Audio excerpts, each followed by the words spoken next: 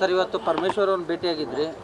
Constituency ವಿಚಾರ, ಮಾಗಡಿ ರಸ್ತೆಗೆ ಒಂದು ಹೊಸ ಪೊಲೀಸ್ ಸ್ಟೇಷನ್, ಒಂದು ಅಂದ್ರಳ್ಳಿ ಬಾಡ್ರಳ್ಳಿನ ಡಿವೈಡ್ ಮಾಡಿ ಅಂದ್ರಳ್ಳಿ ಪೊಲೀಸ್ ಸ್ಟೇಷನ್ ಮಾಡ್ತಕ್ಕಂಥದ್ದಕ್ಕೆ ಟ್ರಾಫಿಕ್ ಜಾಸ್ತಿ ಮಾಗಡಿ ರೋಡ್ ಅಂತೇಳಿ ಎರಡನ್ನ ಅವರ ಗಮನಕ್ಕೆ ತಂದಿದ್ದೇನೆ. ಅಷ್ಟೇ, ಎರಡೇ ವಿಷಯ ಸಬ್ಜೆಕ್ಟ್. ನಿನ್ನೆ ಸದಾನಂದ ಗೌಡರು ಪ್ರೆಸ್ ಮೀಟ್ ಮಾಡಿ ಹೇಳಿದ್ರು ಸರ್, ಯಾರ್ಯಾರು ರೆಬಲ್ಸು, ಯಾರ್ಯಾರು ಪಕ್ಷ ವಿರೋಧವಾಗಿ ನಡ್ಕೊಂತಾರೆ ಅವ್ರ ವಿರುದ್ಧ ಕ್ರಮ ಕೈಗೊಳ್ಳಬೇಕಾದಂಥ ಅನಿವಾರ್ಯತೆ ಇದೆ ಅನ್ನುವಂಥ ನಿಟ್ಟಿನಲ್ಲಿ ಅವ್ರು ಕರೆಕ್ಟಾಗಿ ಹೇಳಿದ್ದಾರೆ.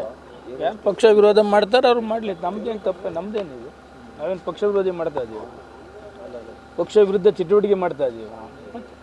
ಪಕ್ಷದಲ್ಲಿ ಹೇಳೋರಿಲ್ಲ ಕೇಳೋರಿಲ್ಲ ಹಂಗಾಗಿದೆ ಅಂತ ಹೇಳಿದ್ದಾರೆ ಸರ್.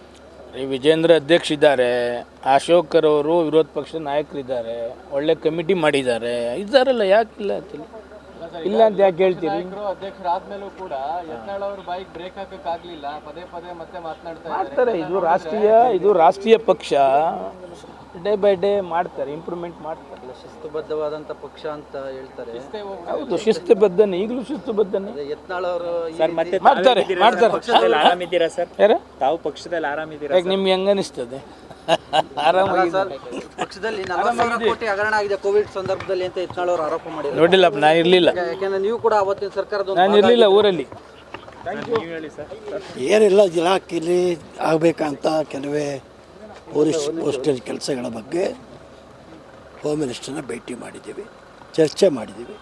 ಹೋಮ್ ಮಿನಿಸ್ಟ್ರು ಸಕಾರಾತ್ಮಕವಾಗಿ ಆ ಕೆಲಸ ಮಾಡಿಕೊಡ್ತೇವೆ ಅಂತ ಮಾತು ಹೇಳಿದ್ದಾರೆ. ಅದಕ್ಕಾಗಿ ಬಂದಿದ್ದೀವಿ. ನ್ಯೂಸ್ ಫಸ್ಟ್, ನಿರ್ಭೀತಿಯಿಂದ ನಿಮ್ಮ ಪರವಾಗಿ.